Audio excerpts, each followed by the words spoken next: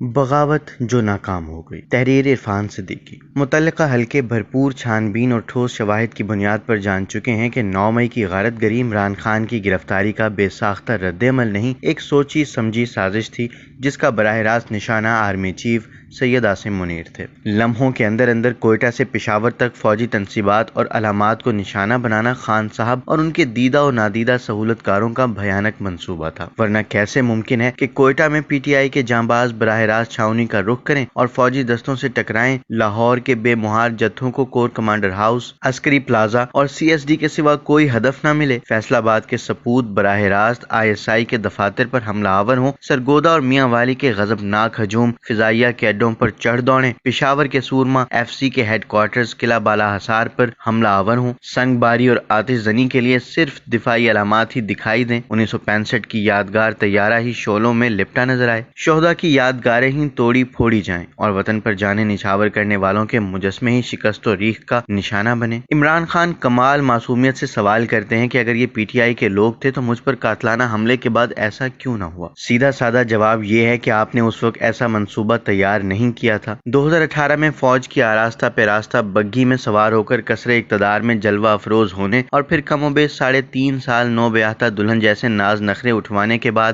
عمران خان یہ نتیجہ اخذ کر چکے تھے کہ اپوزیشن کو کچلنے، اس کے ہر وار سے بچنے، عدالتوں سے مطلوب فیصلے لینے، کارکردگی اور خوئے دلداری کے بغیر بھی اتحادیوں کو اقتدار کی مالا میں پروئے رکھنے اور کسی ناہمواری کے بغیر حکومت کیے جانے کا نسخہ کیمیا یہ ہے کہ فوج کا سپہ سالار ایک جانثار پاسبان کی طرح پہلو بپہلو کھڑا رہے۔ کم لوگ جانتے ہیں کہ پی ٹی آئی کے پورے عہد حکمرانی میں پارلیمنٹ ہاؤس کا ایک کمرہ فوج کے زیر اثر ایک ہمہ مقتدر ایجنسی کے افسر کے لیے وقف تھا۔ دونوں ایوانوں میں پوچھے جانے والے سوالات سے قانون سازی تک تمام امور اس ہمہ مقتدر اہلکار کے دستے قدرت میں تھے۔ اس بندوبست کو عمران خان 1 پیج کا نام دیا کرتے تھے۔ جنرل باجوہ کو پہلی توسیع کے بعد ان کی نگاہیں اگلے آرمی چیف پر مرکوز ہو گئیں جو آئی ایس آئی کے سربراہ کے طور پر ان کے دل میں جگہ بنا چکا تھا۔ نقشہ کار بڑا واضح تھا۔ نومبر 2022 میں وہ جنرل فیض حمید کو آرمی چیف تعینات کریں گے۔ یہ مشترکہ مفادات اور پرامن بقائے باہمی کا ایک طویل المیعاد معاہدہ ہوگا جس کے بعد 2023 اور پھر 2028 کے انتخابات سے آر ٹی ایس والے نتائج کشید کیے جائیں گے۔ خان صاحب کا اقتدار 2023 تک برقرار رہے گا۔ اس منصوبے میں کھنڈٹ پڑنے کے کئی اسباب تھے۔ پہلے جنرل باجوہ نے بتایا کہ کرپشن آپ کے گھر تک آن پہنچی ہے، خبر لیں۔ پھر جنرل سید عاصم منیر نے دستاویزات اور شواہد دکھاتے ہوئے خبردار کیا اسباب اور بھی تھے، یہاں تک کہ تحریک عدم اعتماد نے دستک دی اور عمران خان حواس باختہ ہو گئے۔ حکومت گنوا دینے کے بعد عمران خان اور ان کے اہالیوں موالیوں کا نیا منصوبہ یہ تھا کہ کس طرح جنرل فیض حمید کو سپہ سالار کی مسند بلند تک پہنچایا جائے۔ اگر ایسا نہ ہو سکے تو دوسرا جنرل کون ہونا چاہیے؟ یہ بھی نہ ہو تو کس طرح ساری توانائیاں سے منیر کا راستہ روکنے پر مرکوز کر دی جائیں۔ ان اہداف پر نگاہ رکھتے ہوئے عمران خان نے طرح طرح کے ان گھڑ اور بے ڈھب بیانات دے کر پہلی بار اس تقرری کو متنازع بنایا۔ اسے جلسوں، جلوسوں، چوکوں، بازاروں میں لے آئے۔ مؤثر جگہوں پر بیٹھے سہولت کار ان کی پشت پر تھے۔ جھوٹ پر مبنی ایک بے سر و پا کہانی ایک برادر دوست ملک تک پہنچائی گئی۔ نادرہ میں نقب لگا کر سید عاصم منیر کے لواحقین کے کوائف اور نجی معلومات حاصل کی گئیں۔ یہ سب اہلکار گرفت میں آئے اور انجام کو پہنچے۔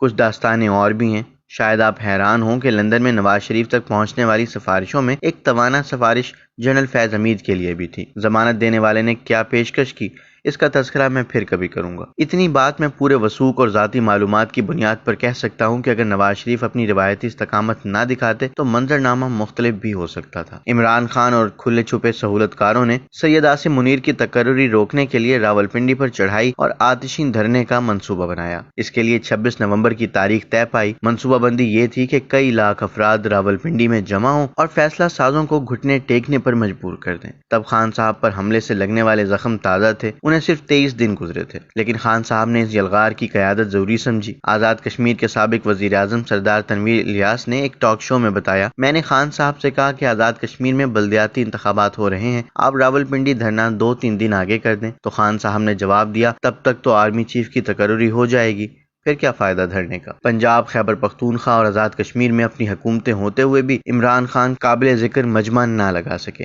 شکستہ دل ہو کر دھرنا دیے بغیر واپس چلے گئے۔ 29 نومبر کو انہونی ہو گئی۔